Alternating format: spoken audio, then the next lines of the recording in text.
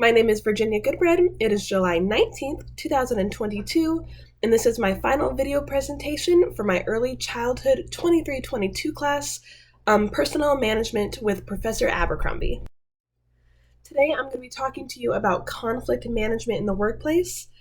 You know, as early educators, we get pretty adept at defusing conflicts with the little ones in our classroom, but if you choose to take on the role of administrator or director, then you really take on the role as being a median to the adults in your program as well. And even when you take out the administrative and the colleague side of it, Margaret Clark and Haley Harper wrote a really good piece on the NAEYC website, and they say that children look at us as educators and caregivers, really, to be the models of what peacemaking looks like.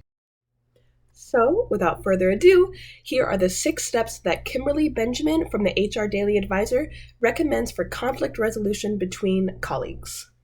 First, you need to clarify what the disagreement is about.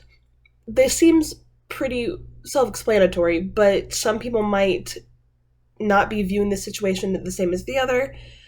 So to clarify what the disagreement is about, it means that your goal is to get everybody to agree on what exactly the disagreement is about, and the director should get as much information from both parties, so that they can really see the full picture of what's going on. Second, you need to find and establish the common goal for both sides of the conflict. So, of course, your goal is to get everybody to agree on a desired outcome for said conflict. This can really be anything that the two or however many parties agree on. It will probably entail a lot of conversation, and the common goal can be anything, even as simple as just wanting the issue to go away completely. Third, discuss how to meet the common goal that you just came up with in step 2. For more and more progress to be made, there's going to be more and more discussion. This will involve a lot of communication skills, so a lot of listening, and it means listening to actually hear, not just to respond. And it also involves a lot of brainstorming together, just as a whole team. Emphasis on team. Now, number 4 is to identify the barriers that are in front of or in the way of your common goal. Now, this will likely reveal to everybody involved what exactly has led to the conflict initially, as well as what is in the way of getting to the common goal that you set. So, in order to get to the common goal that you established already together, then you have to define what can and cannot be changed, because there are, of course, some things that just can't be changed. If your classroom is right next to their classroom and they don't like the music that you play for nap time, of course, the nap time music can be changed if it works out, but the classrooms cannot necessarily move. So you need to find ways around things that can be changed. Step number 5 is agreeing on the best way to resolve the initial disagreement.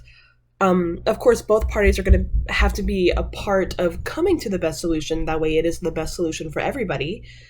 And it's going to involve a lot of just identifying what would work for one party, and then working together. And even if you have to list it out on paper, bringing those two pieces of paper next to each other and seeing what lines up together and finding the common ground between both parties.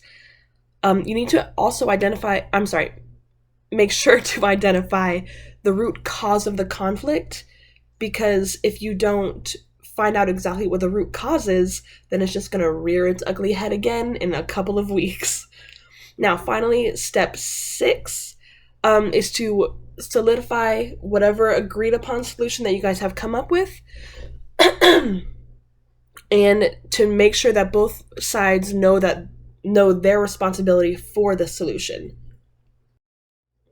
And that can include more than just saying it verbally, though it should be said verbally, but also writing it down, having your employees sign something.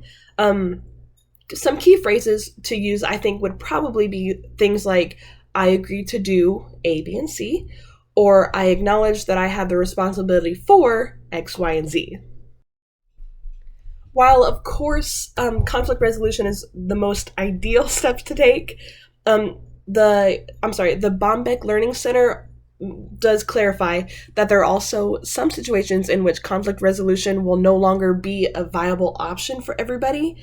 And those are situations, including but not limited to, situations where there is unfortunately assault, there is swearing, yelling, screaming, or even if one party just refuses to follow any kind of steps to find resolution.